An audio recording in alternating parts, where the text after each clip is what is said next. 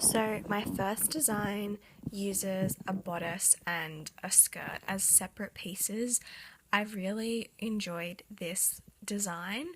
I thought it was really nice. However, upon further research of medieval dress and costuming, I came to the conclusion that this was more in the Renaissance period and more square and rectangle shapes would have been used in the medieval times to create their clothing. So this is when I came up with design number 2, and it's just an overdress that is cut from a rectangle piece of fabric. The neck hole is cut out in the shoulders, and as a closure I've decided to use eyelets and lacing, because then it can be used for a variety of different people of different shapes.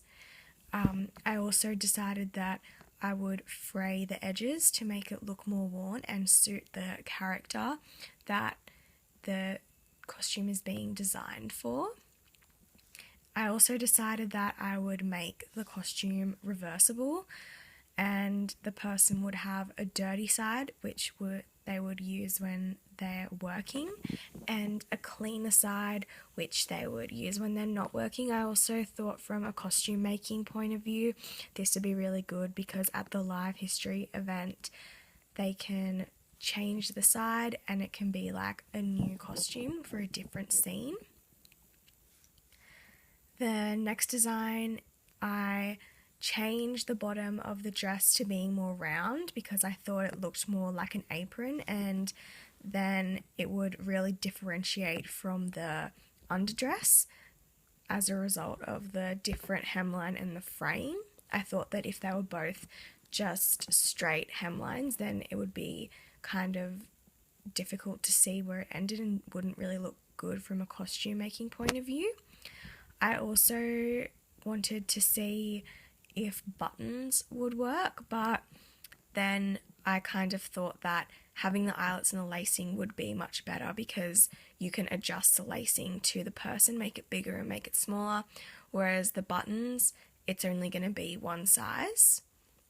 And of course it's still reversible and has the frayed edges.